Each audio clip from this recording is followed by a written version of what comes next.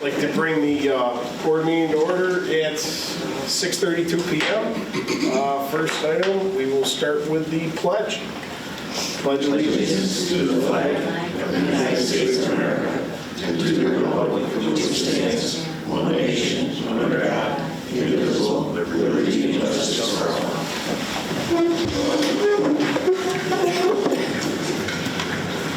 Okay. Next item up on the agenda is the adoption of minutes, December 5th. Can I get a motion to approve the minutes from December 5th? I'll move that. I'll second it. Councilman Moore seconded. No discussion. All in favor? Aye. Motion carried. Okay, next item on the agenda is citizens' comments. Is there anybody wishing to speak regarding agenda items or anything else for the town tonight? Yeah, they wanted to before that. I just want to briefly speak to the extraordinary circumstances law that you're proposing in concert with the open meetings law and the Committee on Open Governance.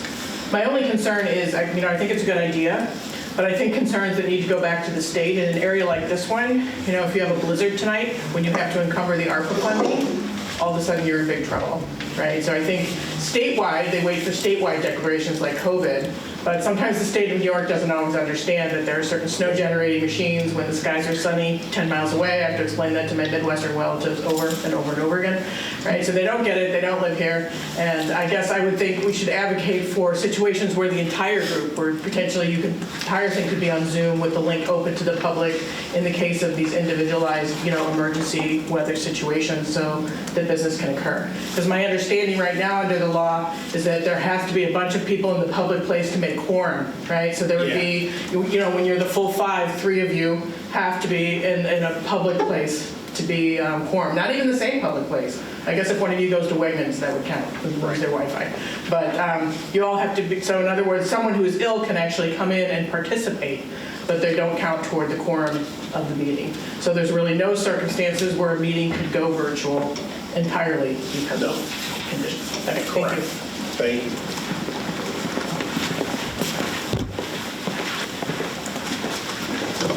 Is there anyone else?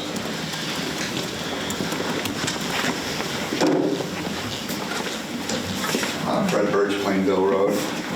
I'd like to make a statement. I believe that the First Amendment is on the agenda tonight, even though you don't have it listed there. And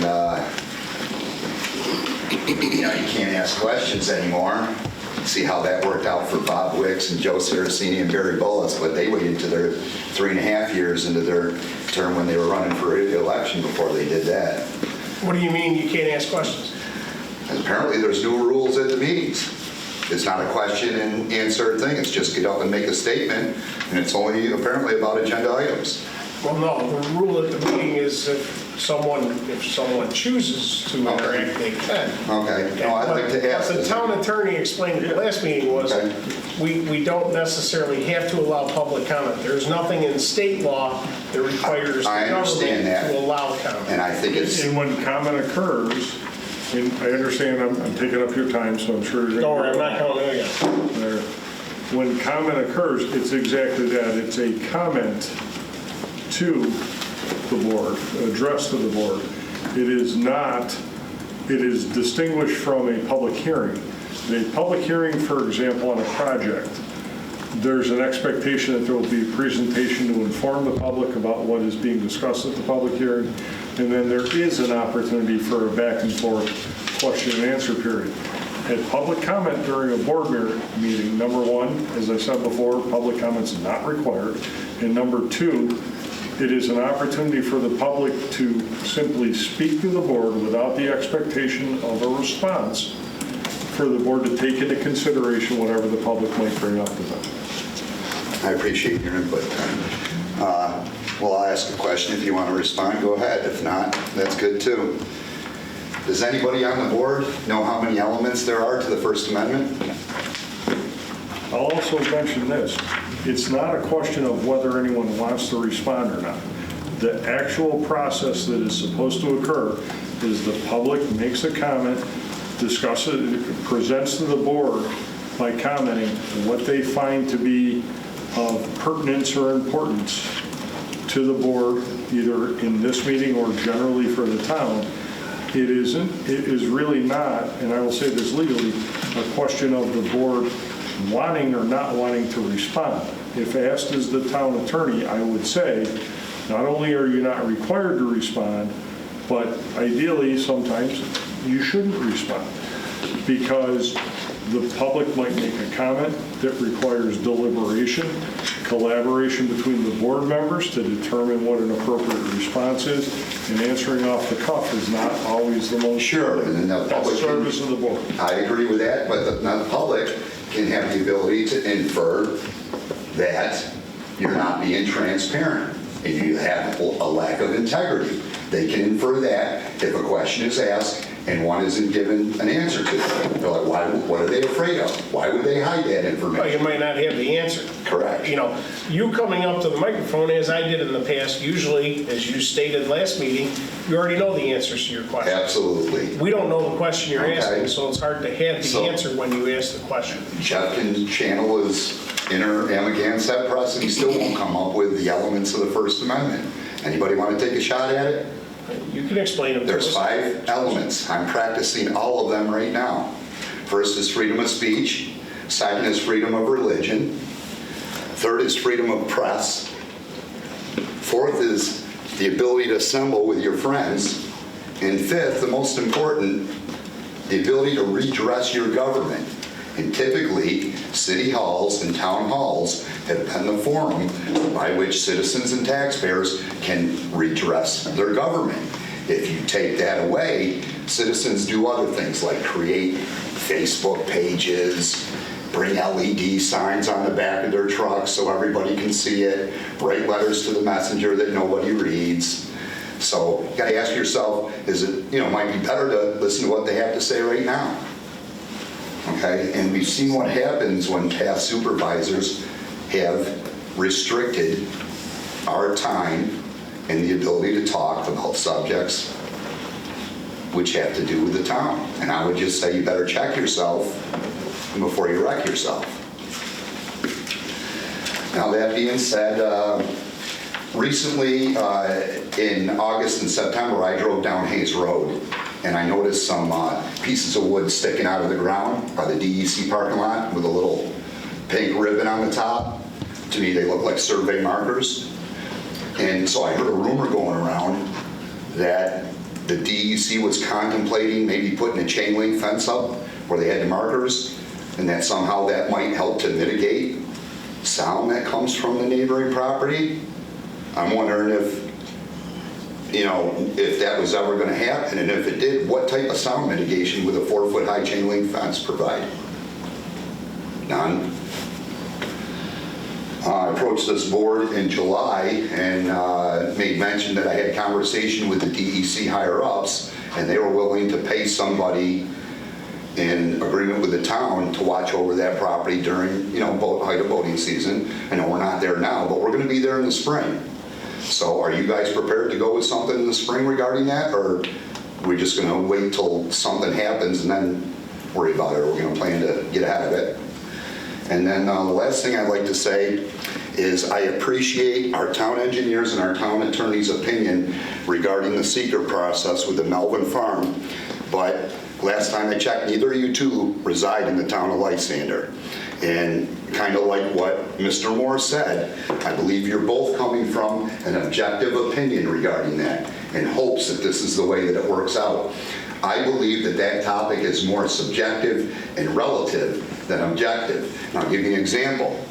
If we try to build that development between Church Road and Dingle Hole Road on the farmland there, I can tell you that it would have an impact for people that are sitting up there. Likewise, if they try to build it behind me, or try to build it behind whoever else lives in this room. So it's subjective, and it's relative as well. I'll give you an example of that. Build that development between River Road and Patchett Road, behind where the roads live. Even though it's swamp, I think we'd have a problem. So And one more point, I believe it would be helpful if when Al went through the seeker and he was describing something to you about a view, maybe he might put a drone up in the air or take a camera and take a picture of that so that we can put that on our screen at the same time he's trying to convey that vision to you. And then we can see it as well. So you're saying, when you're standing in this spot and you're looking that way, you can see Terry, well, let's see what it looks like. And if you want it for free, I'll provide those services for you if you want it. But I think seeing something is a lot more than hearing a bunch of jargon about it. Thank you for your time. Thank you. Is there anyone else who would like to comment, citizens' comments? Okay, seeing none, we'll move on to the next item on the agenda, town board comments. We'll start with Councilor Moore. We have quite a lengthy agenda tonight, so I'd like to thank everyone for coming. I want to thank people for watching, and I really wish everyone a Merry Christmas and a Happy New Year. Really appreciate folks coming out tonight, and my only request to the supervisor is with our guests in the audience, I wonder if we can move to item F when you do the agenda items, which is the open rules thing.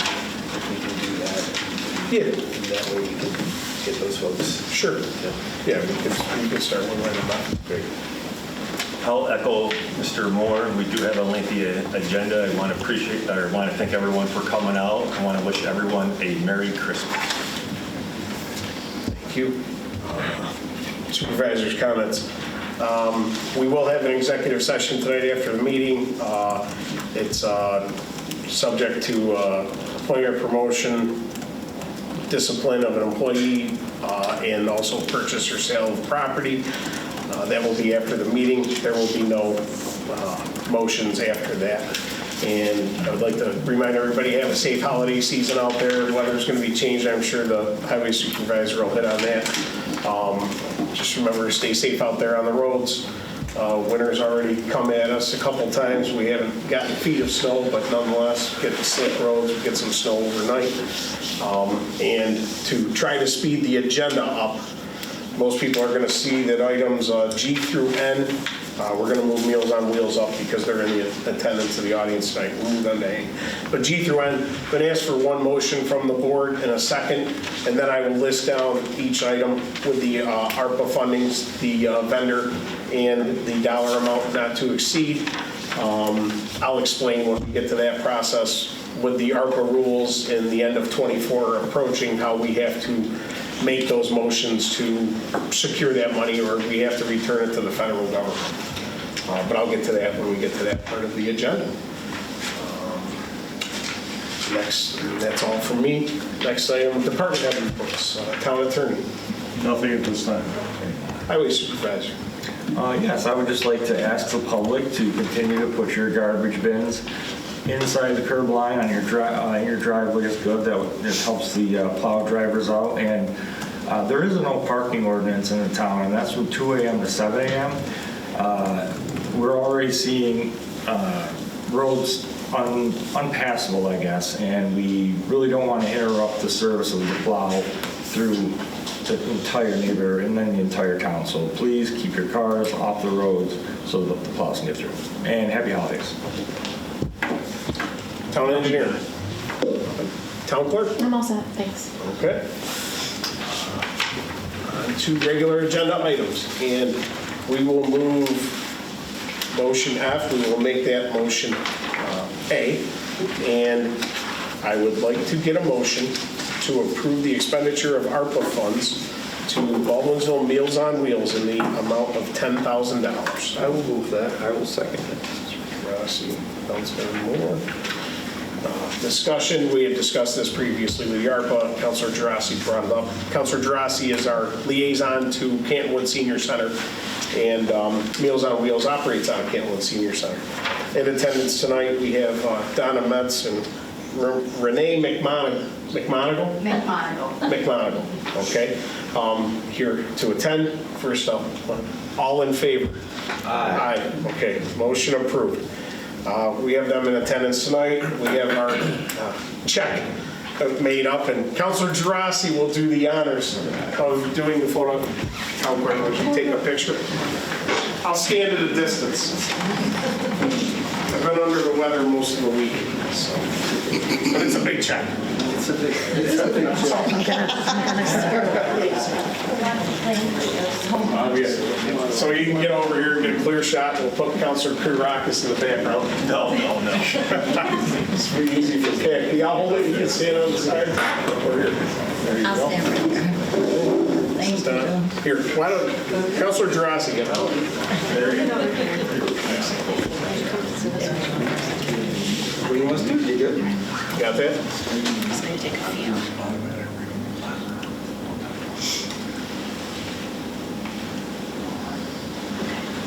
And then over at PAC-B, don't forget to look at PAC-B.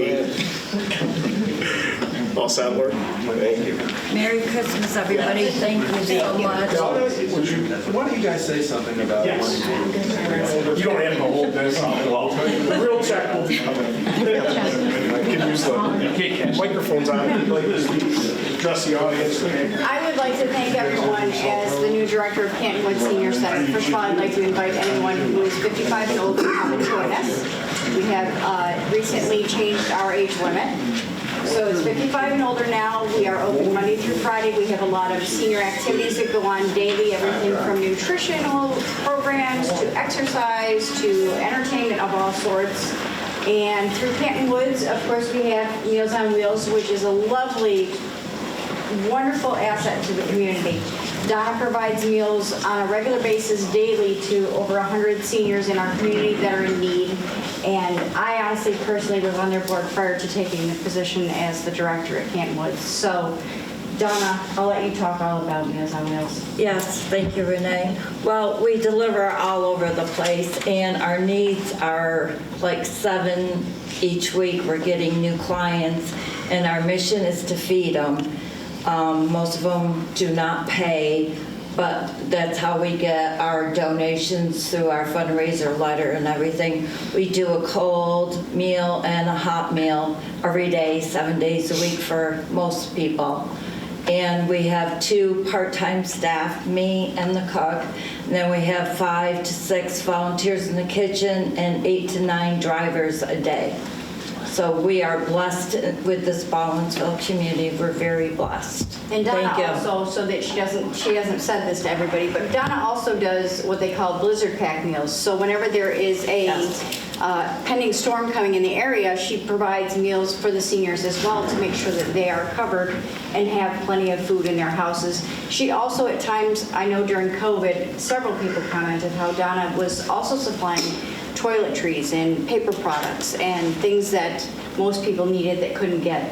I know my mom and my dad personally lived at St. Mary's Apartment, and several of the people there are part of Meals on Wheels, and they would bring the stuff in daily to them. And it's a blessing for a lot of our seniors in our community, and they do such a wonderful job. And the volunteers that she have are so faithful and so devoted. They are. Some are 80 plus and 90, and they won't quit. Even when gas went up to $5, Channel 3 came and went with them, and they're like, we're never going to quit. They come back with walkers or oxygen. And we are honored to say we're the only Meals on Wheels in Onondaga County that was open through the whole COVID. So we never closed. So we are honored for that. Outstanding. Yes. And I think what, we've alluded to it before, Meals on Wheels, for some of those people, it's their one point of contact. Yes, So we've saved lives. They We do a found lot them. more than just deliver meals. Yep. You're a check-in, it's almost like a wellness check It for is. people. Yeah. And your drivers get to know the people they go Very to personally, yeah. We so they found know them if on the something's off. floor. Yes. Yeah. So Yeah. it's a lot more than delivering meals. So if anybody has time, money, anything else they wish to volunteer, help deliver, they're always looking for help. I've been there 25 years, and it's my life. I love it. Yes. And if you don't know how to get a hold of Meals on Wheels, call Canton Woods. They'll put you in touch. Absolutely, we'll get you in touch. Yes, So- thank you. Thank you all you. very much. Thank you. Merry Christmas, everyone. Thank you, guys. Thank you. The next item, motion B, I'd like to get a motion to approve. Yeah, they're right here. They're on the email. To approve the town board meeting schedule for 2025. I'll move it. I'll second it. I don't think we need discussion for that. We had it up at the last meeting. Dino will have it on the website. All in favor? Aye. Yes. Motion C, I'd like to get a motion to approve the town of Lysander employee holiday schedule for 2025. I'll move it. I'll second it. No discussion again. That'll be up on the website. Everybody can see it. All in favor? Aye. Motion all yes. Motion D, I'd like to get a motion to authorize the town supervisor to sign the solar energy decommissioning agreement for 3354 Cold Spring Solar LLC. I'll move it. I'll second. Councilor Gerasi for a second. Discussion. Normally, we solar providers give us a decommissioning bond when they're building a new station or solar development in the area. This developer, their constituent, the company would like us to formally sign that we received the decommissioning bond and are in agreement with, the bond they have received us. It's something they require. So this is why it's a little bit odd with these two items. We don't normally have to do this. All in favor? Aye. Motion approved. Motion E, I'd like to get a motion to authorize town supervisor to sign the solar energy decommissioning agreement for West Genesee Road Solar 1 LLC. I'll move it. I'll second it. Okay. All in favor? Aye. Motion carried. And I will get those off to you. They were in the audience tonight. I'll send them off to you tomorrow. Thank you for attending. Drive safe, gentlemen. Yes, Yes. stay. Motion F, I'd like to get a motion to hold a public hearing to consider a local law to adopt the extraordinary circumstances video conferencing, Chapter 58, on January 2nd, 2025 at 6:30 p.m. in the Town of Lysander Auditorium. This motion shall authorize the town clerk to advertise for the same. I'll move it. I'll second it. Okay. Discussion. This is, as we alluded to in the work session and the citizens' comments, Ms. Schmidt, that we have to pass a local law to allow video conferencing, whether it be the town board, planning board, or zoning board, so we don't end up under the gun on something like this. We're going to get the motion and have the local law and have the public hearing in the beginning of January. All in favor? Aye. Motion approved. Okay, motion F became A, so we're on to G. Motions G through N. I'd like to get a motion and seconded by for the following items. ARPA funds for vehicles between assessor, code enforcement, and Parks and Rec not to exceed $100,000 for Van Bortle, Chevy, or Ford. ARPA funds not to exceed $250,000 to enter an agreement with Tracy Road Equipment for a highway department truck ordered in 2023. Motion not to use ARPA funds not to exceed $25,000 and to enter an agreement with Syracuse Technologies for the replacement of 25 computers with ARPA funds, as I said, not to exceed $25,000. Motion J to enter into an agreement with Syracuse Technologies for Meraki Wi-Fi upgrade. Meraki Wi-Fi upgrade with 2 access points at Town Hall with ARPA funds not to exceed $3,000. Motion K to enter an agreement with Doyle Security for the adjusted total difference from the security camera, and that should have been door access projects with ARPA funds not to exceed $15,480. I was off by $5 when I gave Dino the motion. Motion L to enter an agreement with Rosselli Northern Asphalt for additional asphalt with ARPA funds not to exceed $8,539.12 for the overages for the parking lot projects that we did earlier this year. Motion M to enter into agreement with Palmer Electric for the repair of the damaged utility line in Lysander Park parking lot lights with ARPA funds not to exceed $6,000. And motion N to enter into an agreement with Visual Technologies for additional work in the auditorium for IT-AV equipment with ARPA funds not to exceed $15,000. I'll move it. Councilor Gurakis and Councilor Moore. So discussion. As I had stated in my comments, we have to not only make resolutions, individual resolutions to authorize all of these. By the end of 2024, I have to sign purchase agreements to be able to purchase these items over the next 2 years, so we do not lose the ARPA funds. The way the laws are currently written, we have to have signed purchase agreements for these, for anything that we had remaining ARPA funds left, or it would go back to the federal government. We don't want that to happen, so we have these purchase agreements. We do not have to spend the money. Obviously, there is more money here than we have remaining. We will not spend any more money. I will not sign an agreement that will go over what we have. This being said, if any of these prices change or end up lower, we can move the money at that point, because in good faith, we expected to spend that money, then we can decide. The one thing on here, the highway truck is well more than the $250,000 I have on there. So I would assume once we get done with all the projects, I'll get the approval from the board. If we have remaining funds, we'll probably put it toward the highway truck to offset that cost. Because when we sat down at budget time, we were talking about using the equipment reserve to try to get us back on a 5 to 7 year plan of truck replacement at the highway. So I talked to the highway supervisor after we got some of the prices on the vehicles, and he'd agreed to, we'll try to take care of a lot of things rather than just one, but by the end of all this, anything left will probably go toward that truck. Long explanation. All in favor? Aye. Motion carried. Motion carried, I should say. Motion O.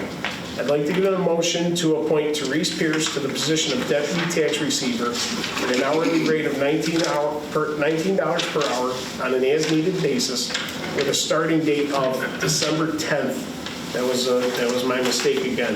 December 10th, 2024. I'll move it. I'll second it. Jeff, giving it to Jeff. Giving it to Jeff. It's giving spirits. It must be the tie. They also give me $100 too. Wow. We'll talk about that later. Discussion. The previous deputy tax receivers that came on, this is a part-time as needed. They would not be able to help with tax receiving, which will be starting in January, I believe. Side note, the taxes should be getting mailed out on December 27th or 28th. So the first day you'll be able to come into the town of Lysander, they cannot receive taxes until December 30th. For the people who like to pay in the current calendar year, you've got one day with our holiday schedule. Obviously, if you put it in the lockbox or if you mail it and it's postmarked before the end of the year, you'll have paid your taxes in the calendar year. So just a side note, because we are closed on New Year's Eve. So Therese will be coming in to take the place of the previous help, the people that help. It's as needed. It's maybe 15, 20 hour week, and then it drops off drastically after the first month. So that's why we have Therese coming in. Any other questions? Nope. All in favor? Aye. Motion carried. Motion P. I'd like to get a motion. The town board having followed the.